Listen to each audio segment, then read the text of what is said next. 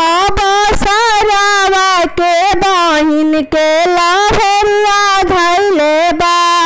अब सरवा के बहिन के लभरिया धैले बा।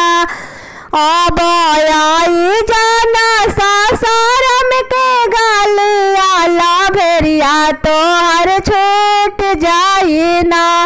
अब आई जाना भभुआ के गलिया लभरिया तोहर छूट जाई ना।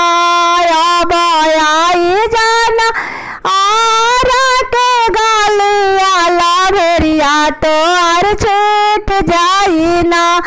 अब आई जाना बालिया के गलिया लभरिया तोहर छूट जाई ना।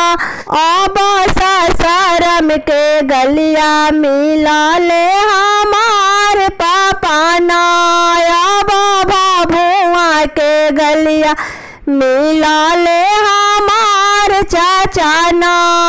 अब यारा के गलिया मिला ले हमार भैया ना। अब नवर महीना के दिहाले मिठाई लभरिया छिनर के छूट गइले ना। अब नवर महीना के दिहाले मिठाई लभरिया छिनर के छूट गइल ना। अब सरवा के बुआ के लभरिया धैले बा। अब सरवा के मम्मी के लभरिया धैले बा। अब आई जाना सासरम के गलिया लभरिया तोहर छूट जाई ना। अब आई जाना भभुआ के गलिया लभरिया छिनर छूट जाई ना।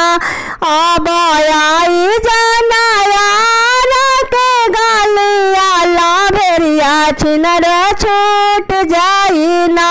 अब ससरम के गलिया मिला ले हमार पापा ना। अब भभुआ के गलिया मिला ले हमार चाचा ना। अब नवर महीना के दिहाले मिठाई लभरिया छिनर के छूट गइले ना। अब नवर महीना के दिहाले मिठाई लभरिया छिनर के छूट गइले ना।